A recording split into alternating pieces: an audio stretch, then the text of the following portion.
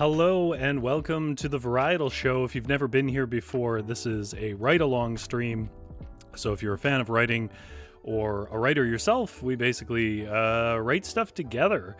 By together, I mean through the live chat. So if you're watching this live, there is a live chat. You can follow along. We basically just take prompts from various sort of sources or approaches or structures. I'll explain what we're doing tonight a little bit ahead, which is if you are just tuning in to watch this and it is not live, down in the description box below, there will be little timestamps to jump ahead to certain notable events in the stream if you want to skip over some of the talking.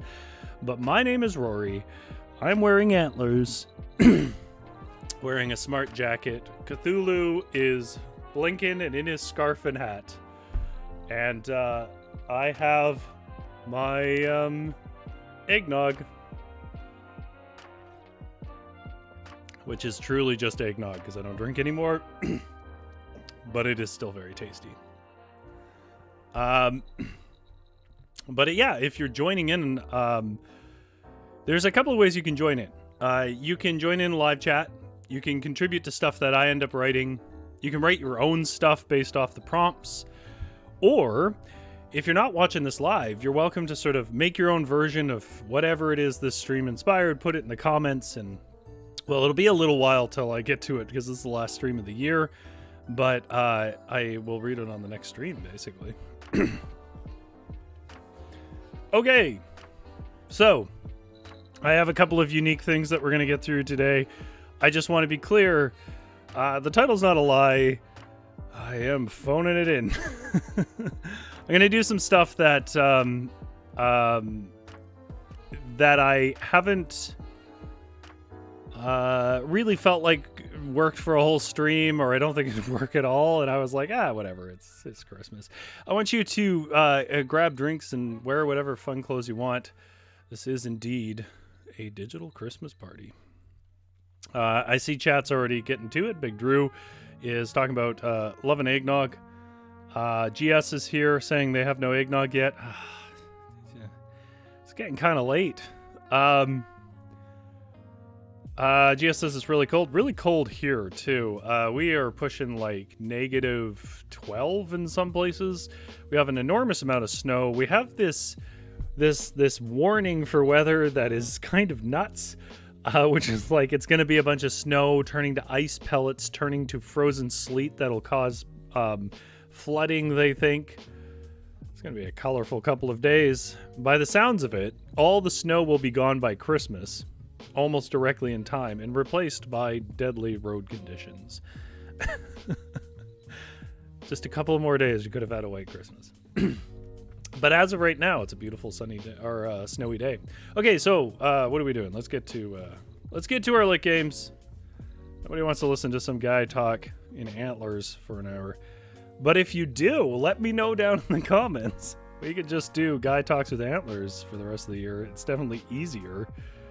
How's everyone looking for Christmas? Like, are you looking at it like I'm ready for it, or are you at the point where you're concerned? Like you're maybe the weather trapped you, now you're like, I can't get that last gift, pondering even public transport in your desperation.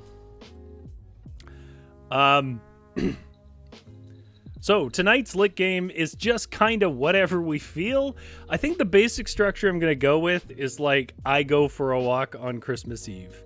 And I have a couple of things here for prompts. One of them is something I used for a game this year called Super Fight, but I'm not going to use it as intended. The point of Super Fight is you draw cards and you get 2 characters, 1 per person. So there's a bunch of name cards and 2 powers that those characters will have, and then you sort of make a case for who wins, and then people vote on it. We're not going to be doing that version of the game. What I am going to use it for is there's cards here with characters on them, like Hippo.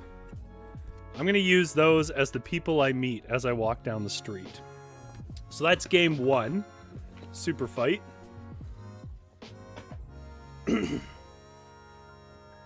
next game is a classic from my childhood. This is actually my childhood version of it. It's called Mad Gab. Now, Mad Gab as a game is funny enough. I don't know how much I would like it as an adult, but I certainly liked it as a kid. You have a timer, and what happens is you get these cards that have words on them, and they're phrases that sound like another phrase. So what you'll say is something like, "Comet he a fair churse," and the character, you don't say it, sorry, you would get this, like here, and you as a player would have to say it several times, trying to figure out what is the actual turn of phrase. In this case, "Comet he a fair hearse" is comedy of errors. How am I going to go incorporate this? I'm going to use these as lines of dialogue with the people that I meet as I walk down the Christmas street, because they are nonsense, and this show is silly-ass nonsense, because writing, at its root, can become a very serious, thoughtful, and insightful art, but it usually starts with randomness. And the last thing is something, I don't know exactly how I'm going to integrate this. I might just play a game of this as it's intended, is Rory's Story Cubes, which we've used several times on the stream, but we've never used them as intended. They're dice you roll, and the way the game is supposed to work is you roll a dice as you play, and then you get a symbol and you try to incorporate it in a story. I have a way we could use these, but also I might just play a straight game near the end. I did play a game of it version at once as a pre-recorded bit when I couldn't do an episode. In other words, we're just kind of playing games together. So, hang out, do what you enjoy. If you are not watching this live, skip ahead. You can just see the results. I don't mind. Okay, so once again, it is a Christmas Eve stroll. And I'm going to open with the line, "'Twas the night before Christmas." Before you get excited, I can't do this all in rhyme, so I'm not even going to try. "And out I went for a walk. My neighborhood was a pleasant but strange one. Big Drew made a great big pot of homemade chili last night. Is that like a Christmas thing for you, or is that just every time family gets together, that's a good meal or something?" Also, what kind of meats do you use in your stews? Or do you use meat at all? In chilies, rather.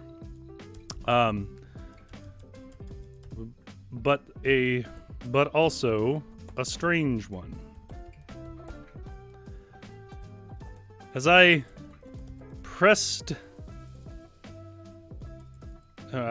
stepped out onto my stoop.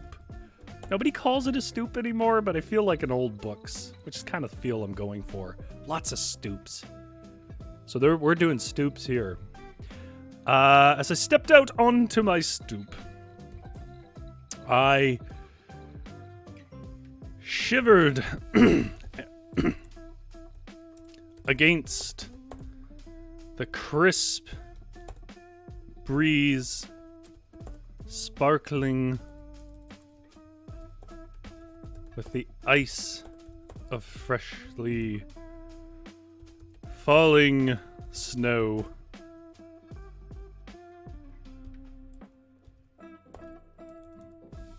A crunch of steps to my left turned my gaze. And there I saw my neighbor. Okay, guys, first neighbor. You had carol singers, GS? Oh my god.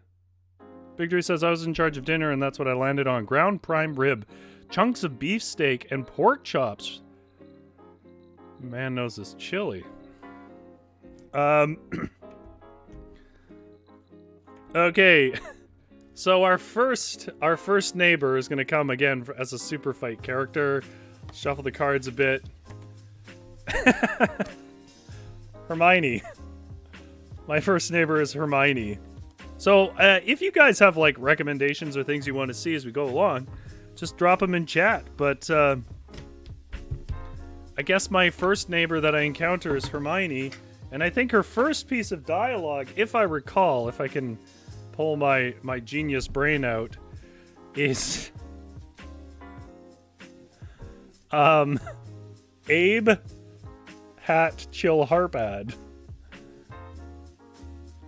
Okay, I'm gonna put that down there.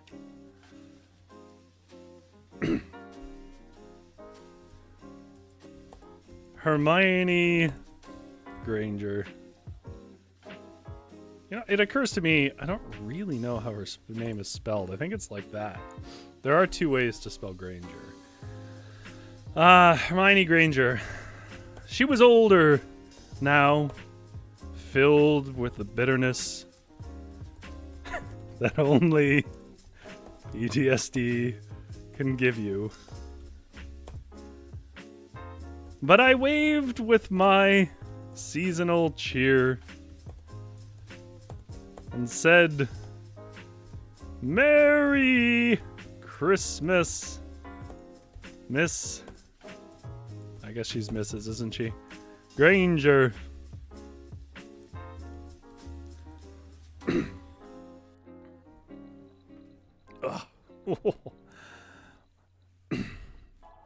Hermione squinted into the icy breeze and responded, "Abe, hat, chill, harp, ad." I guess I don't need to. By the way, if you guys want to guess what these Mad Gab turns of phrases are trying to say, you basically have to say it out loud and listen to yourself. Like, Abe, hat, chill, harp, ad.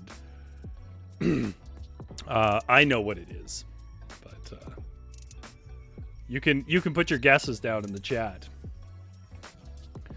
What Abe, hat, chill, harp, ad is, but I think here it's probably gonna be a spell, isn't it? I don't know how I'm gonna reason it out in other places. I was suddenly struck still by her words, stunned even, for she had cast the conjuration of the Abe hat. My head was now fused with an Abraham Lincoln style stovepipe hat, which would not allow me to bother its caster.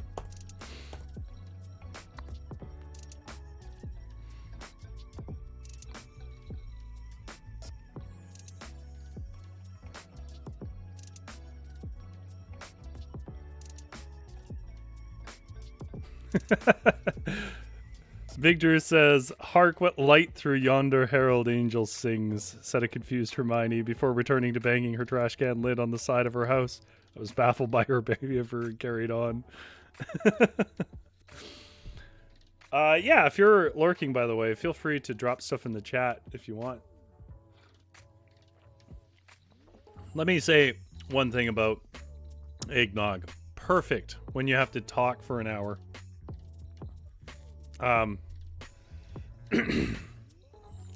Let me get some water.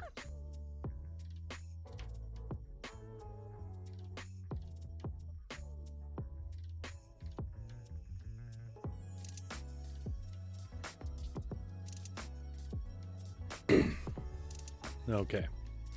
Would not allow me to bother its caster with menial small talk or any dishonest social relationships. Big Drew says her PTSD has driven her mad. I'm gonna use part of that.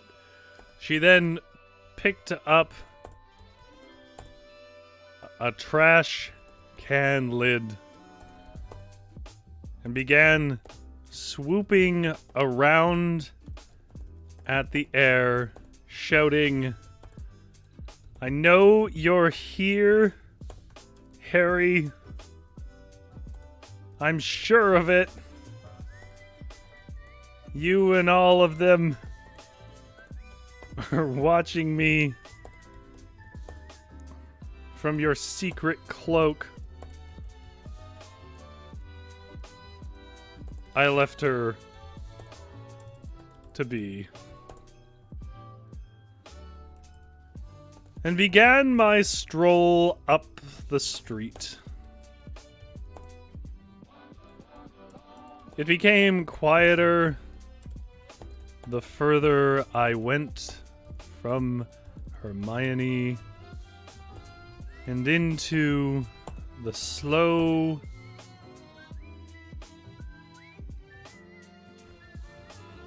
fall of snow under hazy streetlights.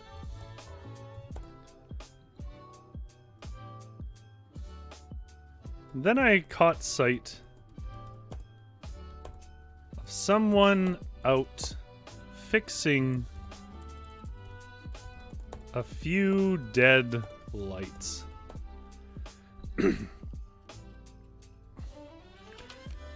Big Drew says, yes, that lingering dairy does make it challenging. And GS says, all great orators recommend eggnog before a performance. Look, it fits the mood. I am creating an experience that involves eggnog. All right, let's see what my next visitor is. By the way, if you don't want me to pull a card and you're like, I think the next visitor should be this, put it in the chat. That's boring. That's a skeleton. I don't want a skeleton. There's nothing to that. Here, I'll give you 3. Well, no, wait. One of them's a wizard. We basically already had that.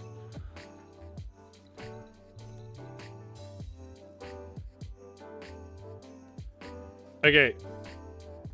I'm gonna give you a choice of 3 here, chat. Let me know which one you like.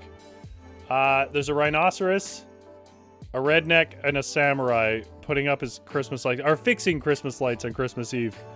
Let me know in the chat, ASAP, which one speaks to you creatively. And I'll pick that one. In the meantime, I will pick their first line as well. By the way, that last card, that last prompt, Ape Hat Chill Harpad, is a bachelor pad. Okay, GS says samurai. If anybody else has a vote, let me know. They're still joking about me taking dairy before. Where's your guys' sense of theater? Okay, so samurai. I just want to be clear. I'm not going to engage in any fake Japanese accents or anything like that. So everybody just be prepared. This is going to be as culturally sensitive as a light-changing samurai can be.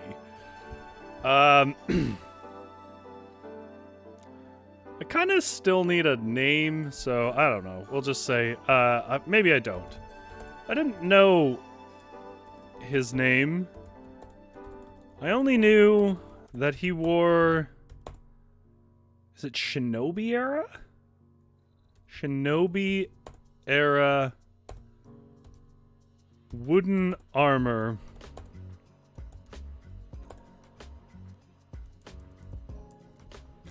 Big Drew says, don't get canceled, Rory. I don't care about that. I just want to be nice to people. Nobody likes to feel like they're the butt of the joke. I only knew that he wore Shinobi era wooden plate, or wooden splint armor, I think it was. This is really testing my knowledge of some unique stuff.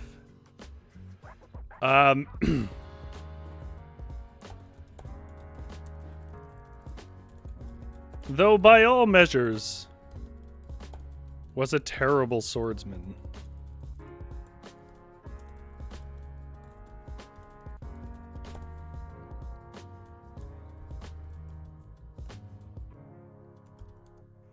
But a swordsman he was. And he rarely spoke, but when he did, as he did that night, he bowed his head solemnly and said, "Oak, ape, hell."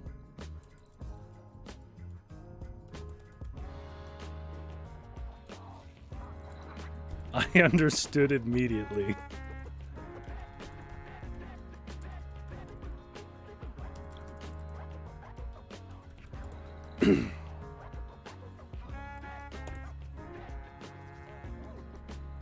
Though it was still raw, we had in our city a great oaken ape named Hal.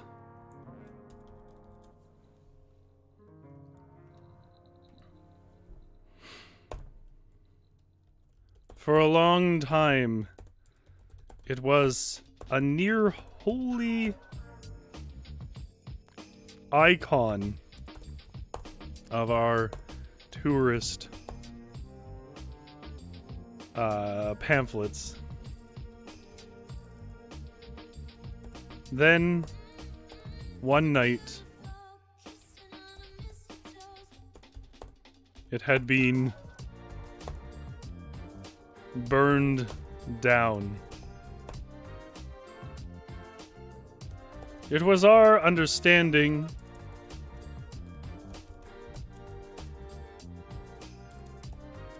based on the loud weeping and angry roars the samurai made about its loss, that he sought only to gain revenge for Oak Ape Hell.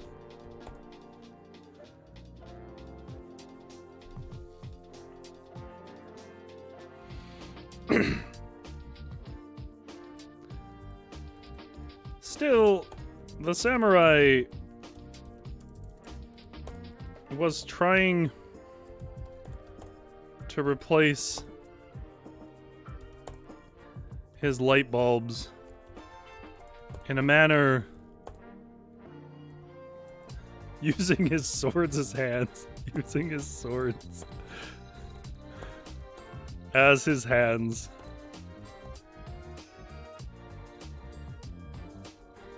And so I offered to use my hands as hands and replace, that's a run-on sentence, to replace his burnt out Christmas lights.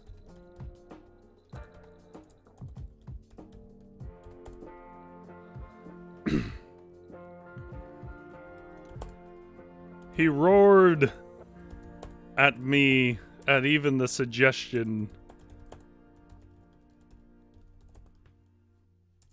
then went back.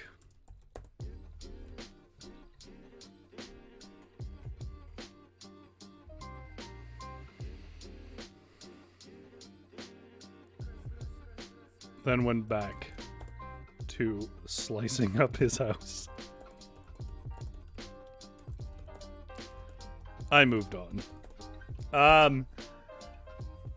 Oh man, we're getting some recommendation. We got some recommendation here for Lumiere. Candle maker uses candles as nunchucks. Victory also says he also encounters a homeless vagrant named Crunchy Joe. Selling found shoes and jackets as well as Christmas trees. I gotta be honest, Big Drew, it sounds like a great character, but I don't know how to make it funny. It just sounds like, you know, an endearing guy. Let me think about that. Not like it's a good idea. I just don't know if I can make it zany. Oh, GS, are you saying that there should be carolers in the story? I was under the impression you were saying carolers came by. Oh, okay. Well, here we go. We got Crunchy Joe, carolers. I'm going to try the carolers because it's a change in texture first. I'm going to keep thinking about Crunchy Joe, but I'm going to draw 3 cards for the carolers. So that we can... Okay, there's one.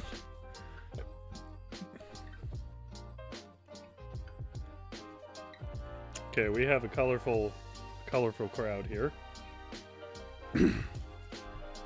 Okay, so I'm going to encounter 3 carolers. The first caroler is Conan.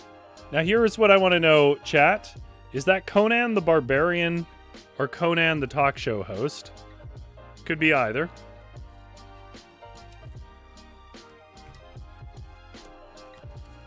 The next one is Crocodile Hunter.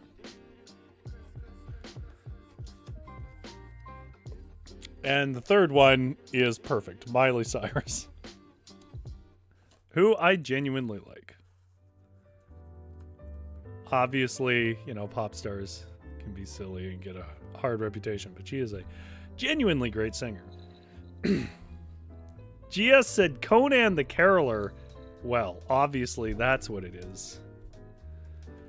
As I turned away from the shouting samurai, who some say was just an accountant named Gary, who had a bit of a breakdown.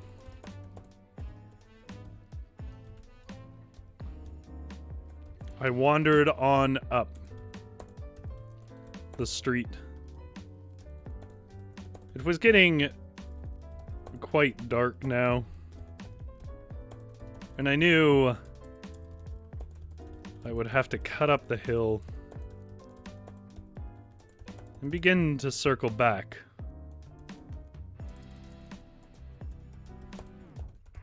Back home. But as I stretched my toes towards a deep sidewalk drift in that direction, I heard the harsh and telling melodies of Conan the Caroler.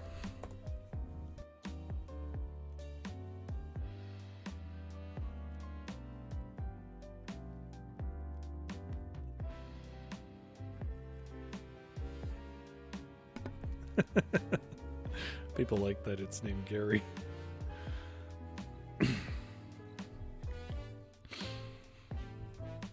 Each year, Conan would trade in his barbarous ways. That's not how you spell barbarous. But why can I not? It's one of those moments where the word just looks weird to me. Barb. Somebody tell me how to spell barbarous. I've lost my brain. I would say it's been a long week, but I don't even think that's it. It's just one of those moments where a word, just no version of it is looking right in my brain. Each year Conan would trade in his barbarous ways, his barbarous methods in pursuit of ultimate power over a subjugated policy people. Is it an A? Why does that look so wrong to me? See, I thought it was an A. Why does barbaric look right to me and barbarous looks wrong? I don't know. I don't know. This is not compelling content. I'm moving on, but thank you. In pursuit of ultimate power over a subjugated people, and instead use his barbarous methods to subjugate. That's just a typo. Oh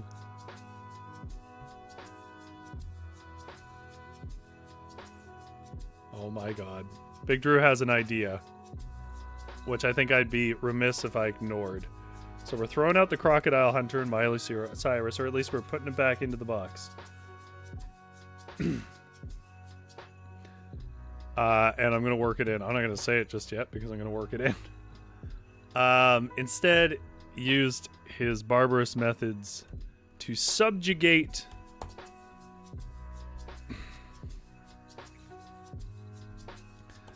a people into being his caroling troop. Is really caroling 1L? It is. I promise you, I have spoken the English language. That's a thing I know how to do. Used his barbarous methods to subjugate a people.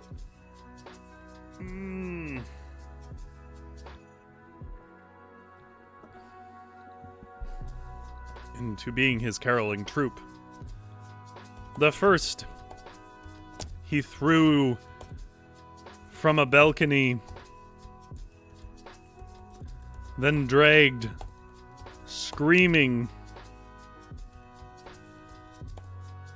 behind him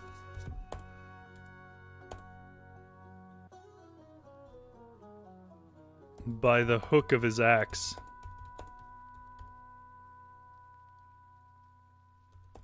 This man was known as Conan O'Brien,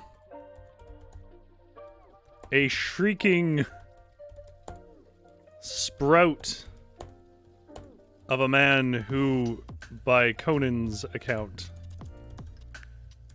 I'm gonna make no effort to clarify which Conan I mean. By Conan's account, wasted his size upon the pursuits of a lowly jester.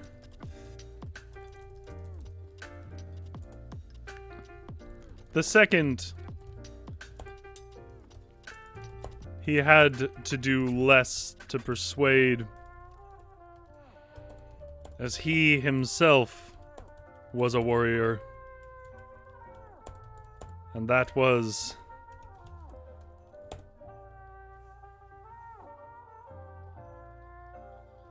oh, there we go. GS says in the US it's 1L, in Canada it's 2.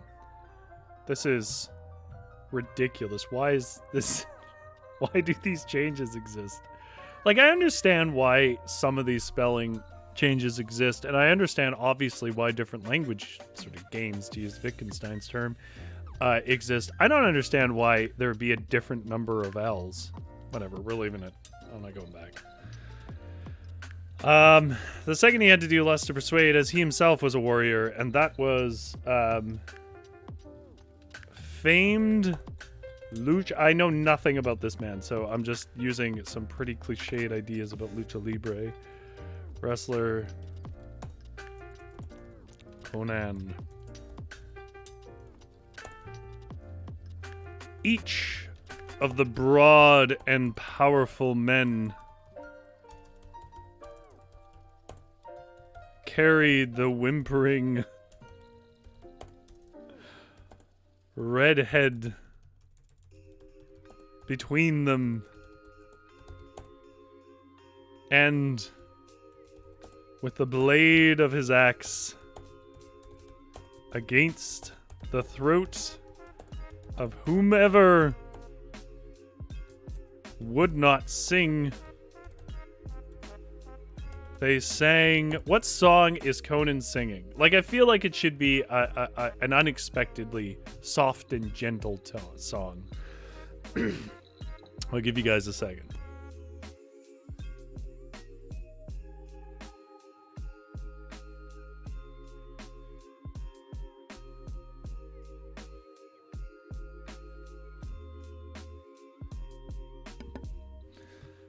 I think I might, after this one, wrap it, and then I want to try, it's not even really a writing thing, I want to try playing this game, Story Cubes, and see if you guys can play along with me. That one, I won't be writing with, though. I'll just be doing it. GS says use a mad gab.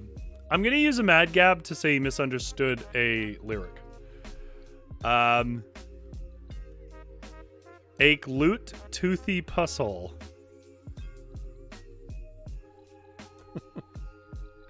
And they sang away in a manger, though no one amongst them had bothered to learn all the verses.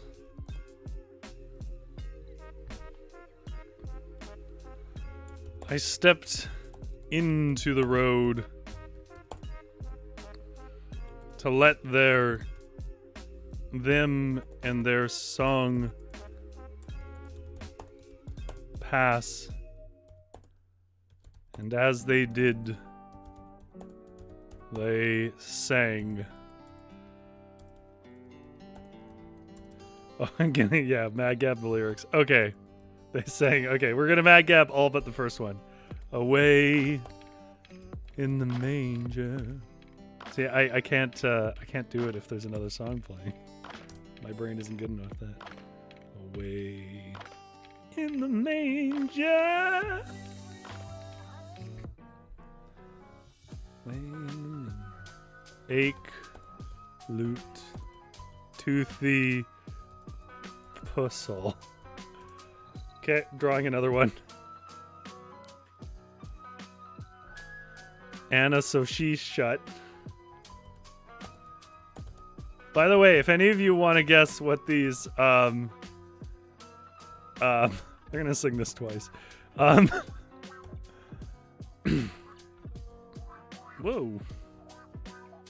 Whoa. What the hell happened there? There we go.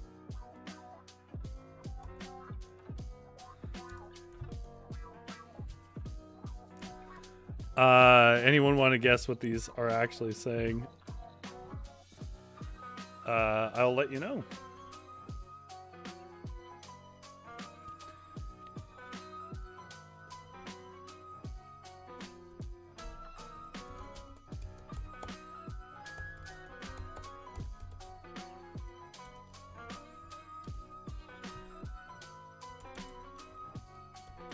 Adi Hay Blanchhair.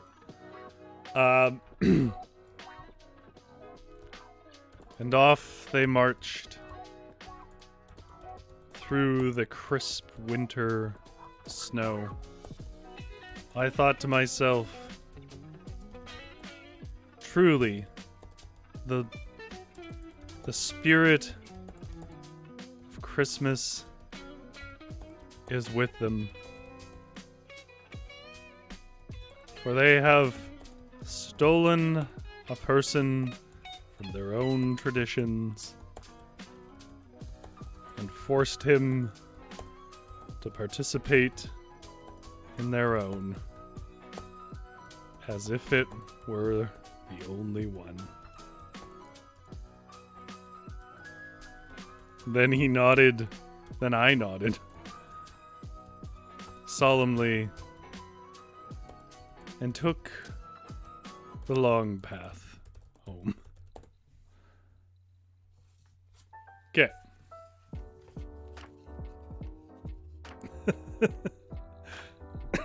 I see GS recognize something. To the soundtrack of dogs howling in harmony with the Conan carolers. All right.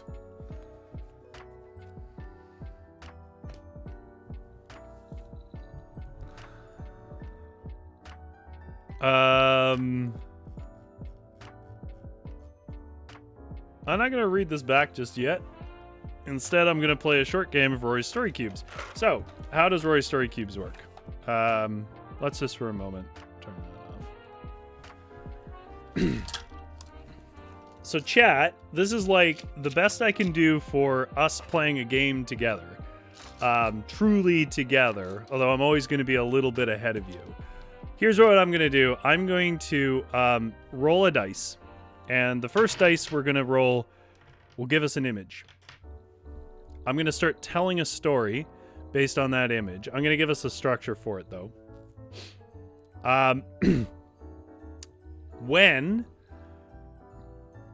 So it's done fairly quickly here.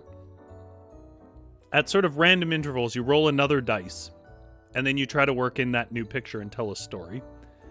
And what I want you to do in chat, you don't have to, but what I want you to do in chat is to try and tell your own story using the symbols as they come.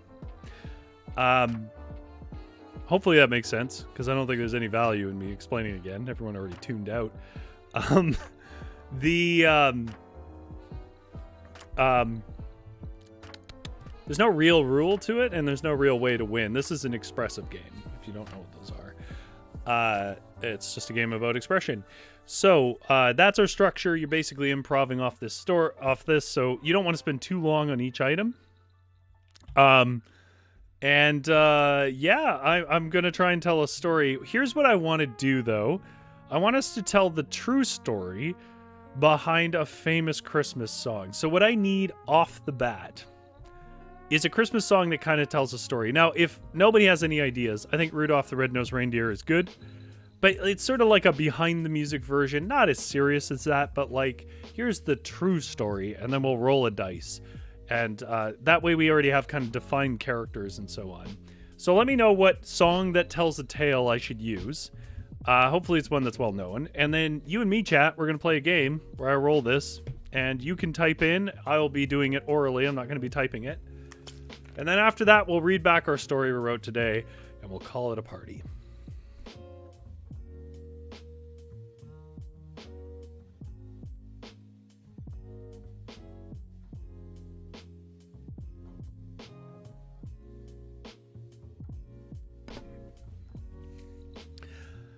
Oh boy. Okay, so we got to vote for Jingle Bells. Big Drew says Frosty the Snowman. No, there's only one reason why I'm not going to go Frosty.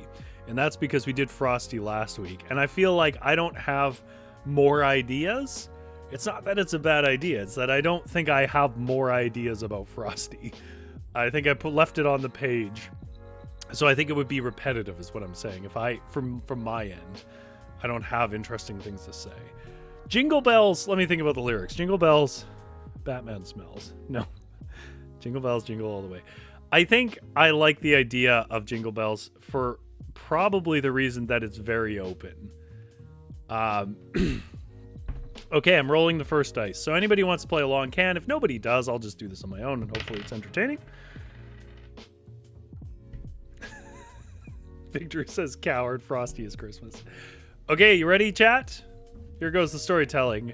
I want to tell you the story, the true story behind Jingle Bells. And it begins with a light bulb. You see, Jingle Bells was written at the time when the light bulb was first invented.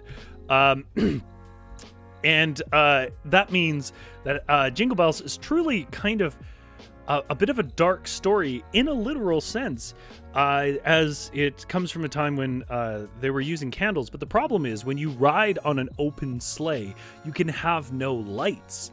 And so the problem they were encountering, of course, is that you would go out winter nights and you'd be having fun in the snow, and then the sun goes down super early, but you're having a good time in your open sleigh, freezing your face off. And specifically, Mr. Bells, Mr. Jingle Bells, that's a name. It was later they named the bell after him. for he was the inventor of it. But Mr. Jingle Bells was out about with his bells as yet unnamed. I think they were originally called Tunkle Bells. And he was out riding, and basically what happened was he accidentally slammed into another sleigh and drove it off the side of the road. And that sleigh was... Oh, God. Okay, let's see if you guys can make sense of that. Come on, focus. Focus. Can I make it focus? It is a person standing and their shadow is a monster. That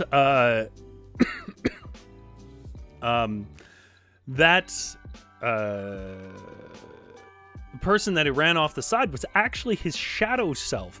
Now, what you don't know is that everybody in the world has a shadow self, and when you have your shadow self and you meet in the road, well, those two shadows meet. A shadow is meant to follow, not meet, and because it was so dark, his shadow could be anywhere, and in colliding with his shadow, it created such a problem, and Jingle Bells covers this with the fa-la-la-la-la. Fa-la-la-la-la really means...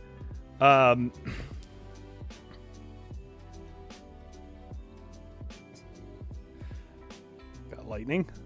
Fa la la la la really means that is really an old incantation you call to Thor, the god of thunder and lightning, to bring down and stitch you back together to your shadow self. And so what was happening was, Jingle Bells, Deck the Halls is fa la la. I just realized. Jingle Bells, let's just say the bells are ringing. The ringing bells are originally a ritual item that he repurposed for his own sound in there, but of course the shadow self couldn't hear it. But he also wrote, here's my retcon, he also wrote Deck the Halls, which famously had fa la la. Fa la la he then used to summon into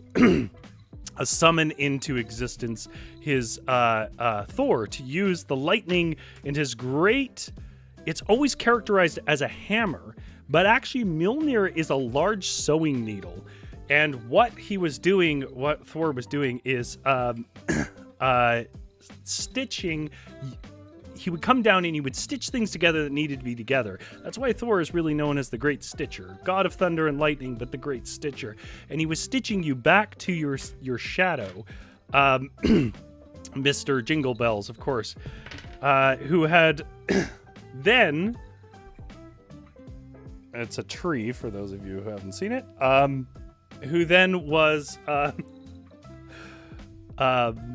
summoned up to Yggdrasil, because as Thor pulled his Mr. Jingle Bells back to his shadow, which he ran off the road, Thor would drag them up to the branches of Yggdrasil and said, this happens all the time on the branches of Yggdrasil. So what we need is some way for our sleighs to not crash into each other, for the Thor shadow is a greater shadow than you can imagine, and should I ever crash into it, I will crack Yggdrasil down to its roots and break the cosmos. However, at this point, Mr. Jingle Bells wasn't really thinking about the light bulb. It's a gigantic question mark. He was thinking about a local menace in the town named the Riddler. The Riddler, in his ancient German countryside town, was a man who used strange contraptions to trick people into, well, getting killed and getting hurt and so on. And he'd been trying to be tracked down, but the riddles were so tight and difficult to discern that he could not be found. However, in one of his previous contraptions, he had used a eternal light box at the point that Mr. Jingle Bells did not understand what it was. But hearing Thor request the help for permanent light on Yggdrasil, he said, Thor, I can help you, but you must first help me solve a riddle from the Riddler. So, the Riddler, Thor said, I am the smartest of the Asgardians. He wasn't. He's so dumb in the Poetic Edda. I think Odin would be the smartest, maybe Loki the most clever. But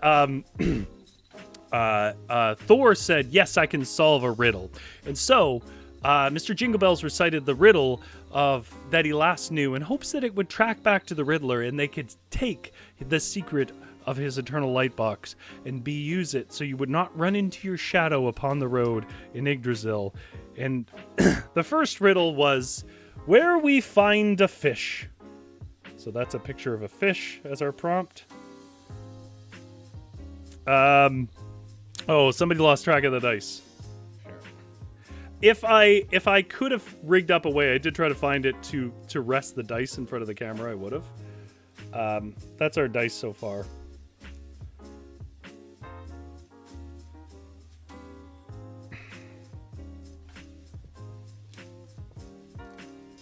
So, in reciting the Riddler's riddle, he said, where there be a fish, it said below the light box, as he spoke to Thor, who he assumed must be the smartest of the Asgardians. There be... I think it's meant to be a skyscraper, but they wouldn't have known that time. There be a cheese shredder, and where there be a cheese shredder and a fish, there you will find me. And so he said to Thor this riddle that had riddled the entire town, but Thor said, aye, this is a tricky riddle, but my brother Loki will surely know of it. And so he rode across Yggdrasil, but of course it was night, and so Mr. Jingle Bells was very scared that they would run into Thor's shadow, a meeting that would certainly crack the cosmos. But as he rode along, he did hear Loki out and about, and he said, brother Loki, tell me, what does this riddle mean? Where there be fish, there be cheese shredders. Now Loki knew that there was a fish shredder down in the village where this man, Mr. Jingle Bells, had come from. But instead of saying that, Loki said, it means that you must run around with a blindfold on Yggdrasil 3 times before the night is through, and then it shall appear. Well, that didn't sound right to Mr. Jingle Bells, but Thor said, my brother is very clever. But of course, Loki was trying to get him to run into his own shadow. And so out set Thor across Yggdrasil at a speed unknown, for he was riding upon... Why can't I think of the name of the wolf? I should know the name of the wolf. The wolf they bound down that fights at Ragnarok. I think it's in the game. I haven't played the game yet, God of War Ragnarok. But anyways, he rode around, and the first time, indeed, they saw his shadow, and they just missed it as he rode by. But Mr. Jingle Bells said, surely this can't be the way. And Thor said, where there is no risk, there is no reward. And he called his knitting needle Mjolnir to him, summoned some lightning, and used it to whip the great beast before him, and rode again around the entirety of Yggdrasil, this time even closer, nearly touching each other. And he said, surely if we run again, your shadow shall run across us. And he said, Mr. Jingle Bells, there is no risk, or there is no reward without risk. And so he called his knitting needle Mjolnir and whipped again with a chain of lightning, going even faster, so fast their faces stretched back in the wind. And of course, they collided with a great strike into the shadow of Thor, cracking Yggdrasil into 2 and tossing Mr. Jingle Bells from his back of and falling down to earth from the sky in a great storm that ruptured one land from another and created in Midgard the great seas between the continents. But he fell before a locked door. So we have a lock here, guys. He fell before a locked door, and when he stood up and he touched the lock, he realized it stank. And when he leaned down to smell it closely, he realized that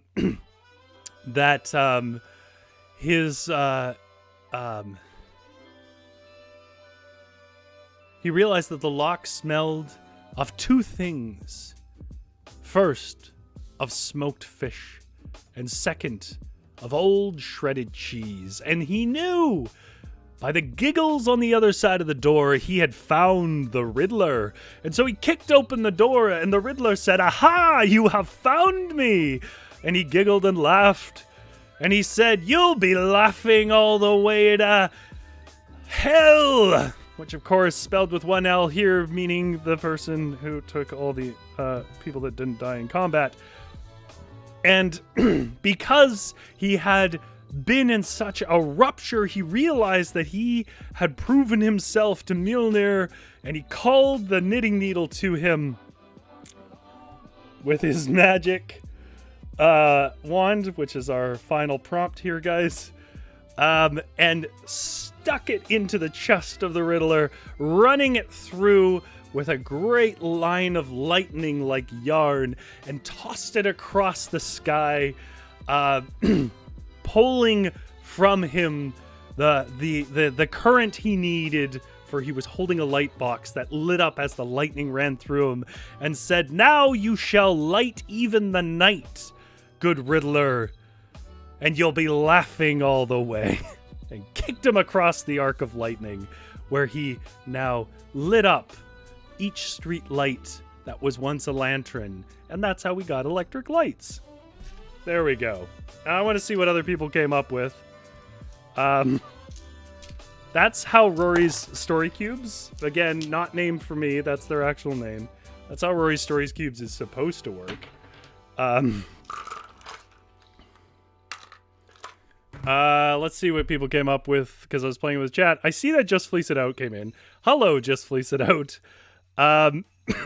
We were playing a version of Rory's Story Cubes. We did some writing earlier, which I haven't read out yet, so I will be reading that out as our closer. But I wanted to play Rory's Story Cubes the way that it was meant to be played, which involves no writing, it's all oral storytelling. Okay, so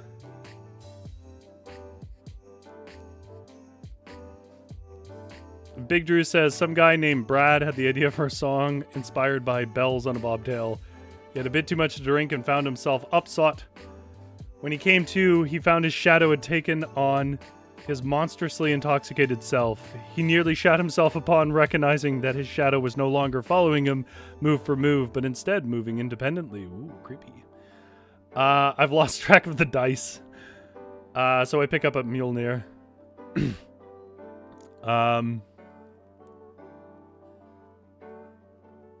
GS is adding ideas. Sorry, GS, I don't think I could have integrated. It's easy enough for me to integrate when I'm writing. I don't think I can do it when orally.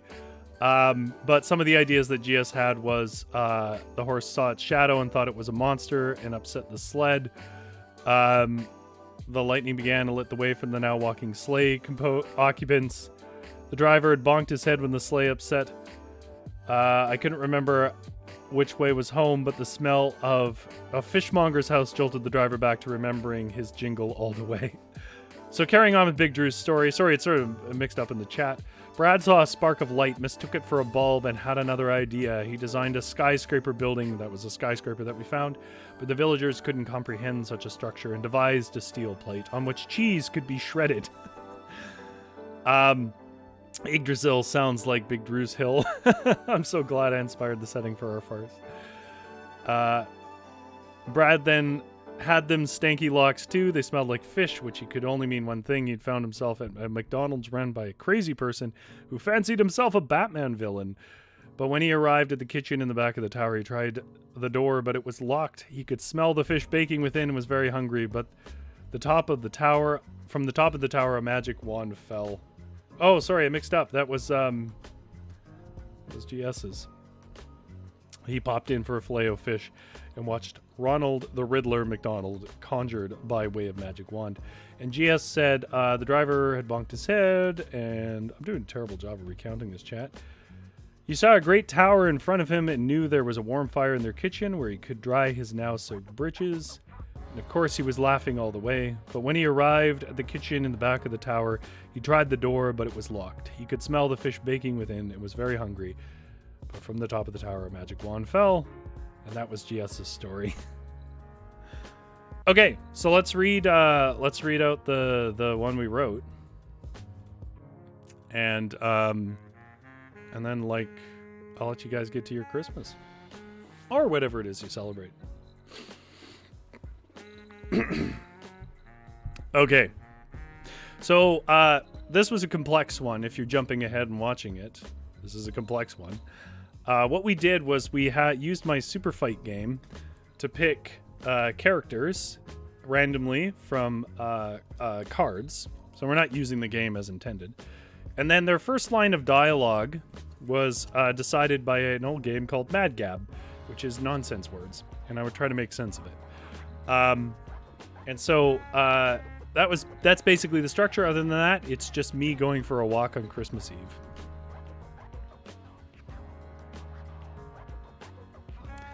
"'Twas the night before Christmas, and out I went for a walk. My neighborhood was pleasant, but also a strange one. As I stepped out onto my stoop, I shivered against the crisp breeze, sparkling with the ice of freshly falling snow. A crunch of steps to my left turned my gaze, and there I saw my neighbor, Hermione Granger.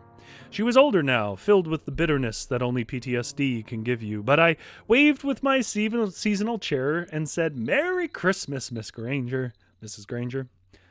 Hermione squinted into the icy breeze and responded, 'Abe hat chill harpad.' I was suddenly struck still by her words, stunned even, for she had cast the conjuration of the Abe hat. My head was now fused with an Abraham Lincoln-style stovepipe hat, which would not allow me to bother its caster with menial small talk or any dishonest social relationships. She then picked up a trash can lid and began swooping around at the air, shouting, 'I know you're here, Harry. I'm sure of it. You and all of them are watching me from your secret cloak.' I left her to be and began my stroll up the street. It became quieter the further I went from Hermione and into the... I think it's actually farther. There is a difference. I cannot remember which one's distance, but I think farther is. And I went into the slow fall of snow under hazy street lights. Then I caught sight of someone out fixing a few dead lights. I didn't know his name. I only knew that he wore shinobi-era wooden splint armor, though by all measures was a terrible swordsman. But a swordsman he was, and he rarely spoke, and when he did, as he did that night, he bowed his head solemnly and said, "Okay, pal." I understood immediately. Though it was still raw, we had in our city a great oaken ape named Hal. For a long time, it was a near holy icon of our tourist pamphlets. Then one night, it had been burned down. It was our understanding, based on the loud weeping and angry roars the samurai had made about its loss, that he sought only to gain revenge for Oak Ape. The Oak Ape, Hal.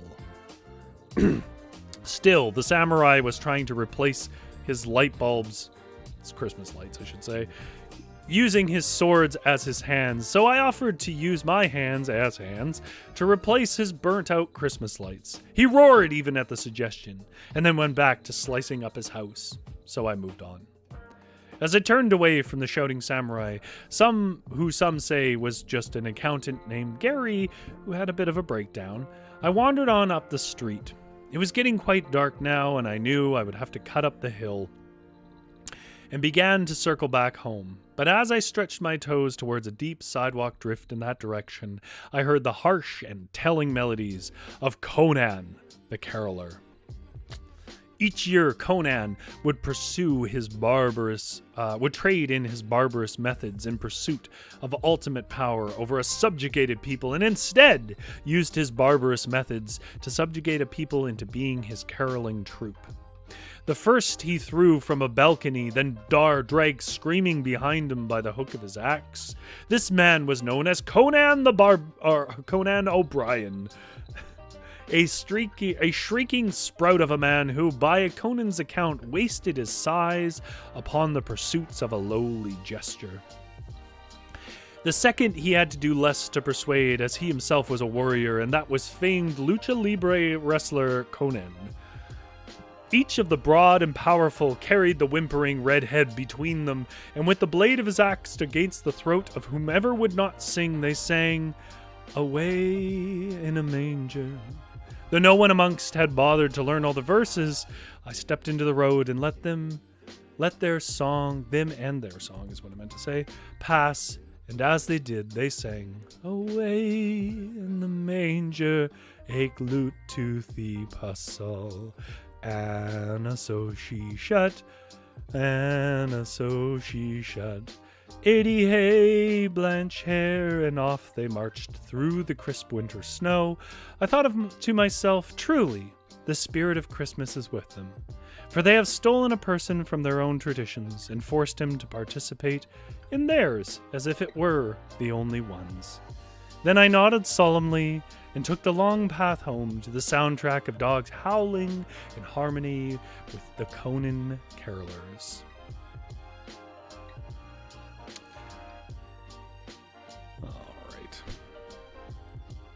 And that's how I spent my time for the last hour. Victory says this is about recounting their stories from chat.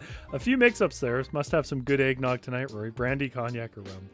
I don't drink anymore. I used to drink quite a bit, but I don't drink anymore. So I'm sad to say it's just eggnog. All it's given me is phlegm for talking. Just Fleece It Out says, Captain Morgan's spiced is perfect with eggnog. I'll agree with that. I did always find Captain Morgan's a bit sweet rather than sort of warm and spicy. I think it was Kraken that I liked. I wasn't a big rum guy, though. I was a whiskey guy. Big Drew says, well, yeah, I got to keep it chilled. I bought Evan Williams eggnog. Stored it outside. Very, very nice with that natural chill. What the hell is Evan Williams eggnog? Is that like whiskey? I don't know what Evan Williams is. GS says, I love Captain Morgan spiced. Big Drew says, the Conan Carolers are epic. He's a little biased there. It was his idea, but it was a great idea. Big Drew also says Kraken is a solid rum. Yeah, I was kind of the view that, like, not everything is better the more you pay, but I did find that Kraken was more my speed. It's kind of like a more Demerara, darker, bitter kind of thing, and that's more my scene. All right, well, I don't say this lightly. I have wasted your time. In fact, I have wasted your time for yet another year.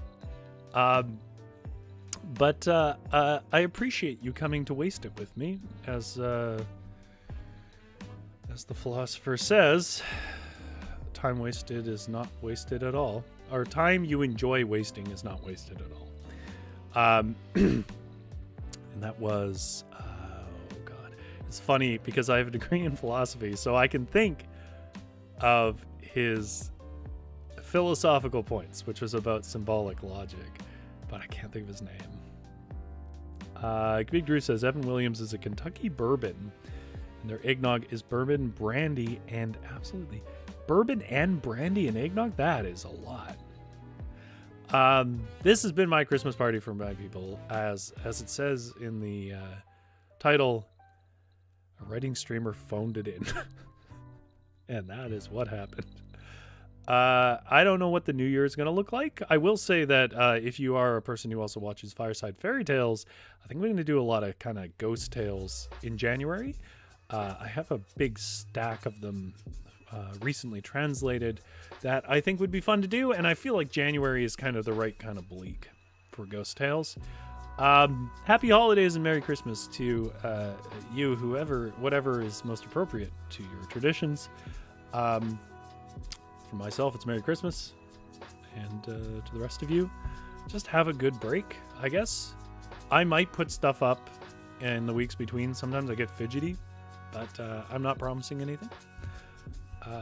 Otherwise, that's been 2022 on the Varietal YouTube channel. Thanks so much for keeping me company. I need to go cash out and go home for Christmas. You can go wherever you want, but you can't stay here. Get out of my shop,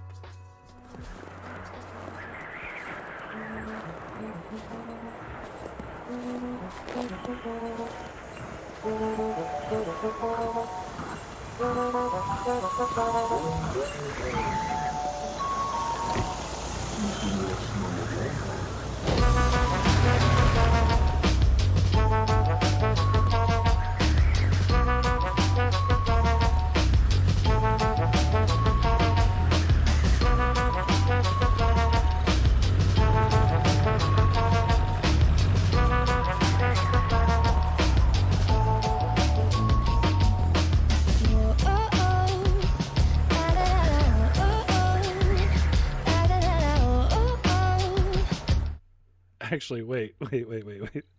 I don't know if anyone's still there. They're probably not. I just remembered something. I had one more thing I wanted to read. I'm sure everyone has left, but if you haven't, say hello in the chat. There's a fellow that I'm gonna put his thing up right here. We'll call this the secret bonus. I'll shrink that way down. So an acquaintance of mine who's a writer, maybe this will work just fine, has been writing a different story about a gnome each day for all of December as a kind of advent calendar, which you can go to that Instagram that I have up on the screen right now. But I want to read you one of his little gnomes. It's called 24 Gnomes Till Christmas. So if you're still there, which fair enough if you're not, I'm going to read this now. It's like my special bonus. The 21st gnome. So I'm not starting at the beginning here. The 21st gnome is the missed package gnome. Sometimes you want to give yourself a treat, or an item is urgently needed, so you place an order. Then comes the day of the scheduled delivery and you are full of anticipation. And then you suddenly find the message in the mailbox. You were not at home. The package could not be delivered. Once again, gnomes living in the house are responsible. The missing package gnome is just waiting for the parcel carrier to appear at the house, and they will put the doorbell out of order at that very moment and make it appear that no one is home. Like many of the other species, the gnome delights in the annoyance and disappointment of people. And in this case, the gnome has even struck twice, because the inhabitants of the house have no package, and the parcel carriers get the blame and the trouble, although they are mostly innocent. The gnome doesn't care. He only enjoys the discord he caused. So if you guys enjoyed that, which I was delighted when I found it, that's an acquaintance of mine, writer acquaintance of mine, at Steve's Art Critique, underscores between each of them on Instagram, where he's posted up, well, an advent calendar's worth of little gnome creations. And now, for real, get out of my shop.